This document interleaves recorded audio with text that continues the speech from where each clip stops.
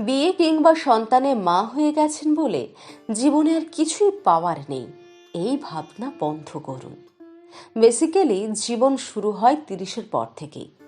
তখন হয়তো দু একটা সাদা চুল মাঝে মাঝে উকি দেয়, চোখের কোণে ডার্ক সার্কেল পড়তে শুরু করে, চামড়া কুঁচকে না গেলেও আগের মতো সে উজ্জ্বলতা আর থাকে না ঠিকই, কিন্তু বয়স আর অভিজ্ঞতা মিলেমিশে চেহারায় যে দৃঢ়তার ছাপ আসে, চোখে মুখে ব্যক্তিত্বের যে ছায়া দেখা যায়, মেয়েদের ওই রূপেই সবচেয়ে বেশি ফিটফুল লাগে।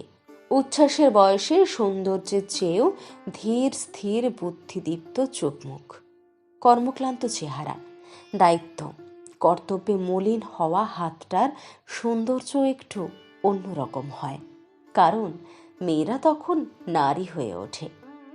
আমাকে কি আর দেখবে, কার জন্য সাজবো, এই মনোভাব বাদ দিন। মাসে 2-1 শখে নেলপলিশ পরুন, ধূসর ঠোঁটে বাইরে না বেরিয়ে পছন্দের লিপস্টিক লাগান, মাঝে মধ্যে পার্লার ট্রিটমেন্ট করুন আপনার সাধ্যের মধ্যে। দিন শেষে কালি পড়া চোখটায় হালকা করে কাজল দিন, আলকা খোপা করুন। ওকেশন ছাড়াও 1-8 দিন পাট ভাঙা শাড়িটা পরুন না, ক্ষতি কি? অত হিসেব করে কি জীবন হয়? সদ্য স্নান সেরে ওঠা খোলা চুলে আয়নার সামনে গিয়ে কতদিন দাঁড়াননি বলুন তো? একটু দাঁড়িয়ে নিজেকে দেখুন। 1 কাপ চা হাতে কয়েক মিনিট বারান্দায় বা ব্যালকনিতে নিশ্চিন্তে বসুন, গাছ দেখুন, পাখি দেখুন, আকাশ দেখুন। রান্নাঘরের সবজি দিয়ে টুকটাক রূপচর্চা করুন, দেখুন ফ্রেশ লাগবে। অবসরের সিনেমা দেখুন, বাগান করুন, গান শুনুন, হাতের কাজ করুন। প্রফেশনালি কিছু করার পরিকল্পনা হয়তো ছিল, কিছু শেখার ইচ্ছে ছিল, হয়ে ওঠেনি।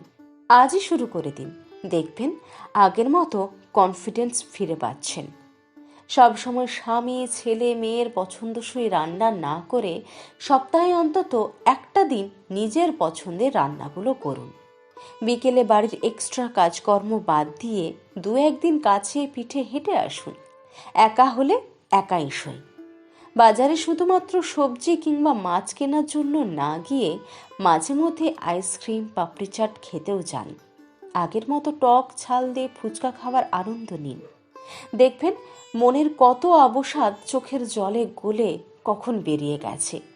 বাজার করা পয়সা থেকে জমানো 2-5 টাকা কিংবা স্বামীর দেওয়া সামান্য হাত খরচটাও সংসারের অদিন অসময়ে কাজে লাগবে ভেবে সবটাই ভাঁড়ে না জমিয়ে রেখে কিছু কিছু নিজের জন্য খরচ করুন। একটা টিপের পাতা, একটা কাজল, একটা ছোট্ট ক্লিপ, একটা সামান্য লিপস্টিক মেয়েদের কত খুশি করে দিতে পারে বলুন তো? এতটুকু তো জীবন, আফসোস করে কাটিয়ে দিলে আর বাঁচবেন কবে? নিজের ভালো লাগাগুলোকে গুরুত্ব দিন। জীবনের প্রত্যেকটা ধাপের আলাদা সৌন্দর্য আছে, আলাদা গুরুত্ব আছে। কি পেলাম না এই ভাবনা সরিয়ে রেখে যতটুকু পেয়েছেন তার আস্বাদ সম্পূর্ণ নেওয়ার চেষ্টা করুন, দেখবেন ভালো লাগছে, অদ্ভুত একটা শান্তি পাচ্ছেন।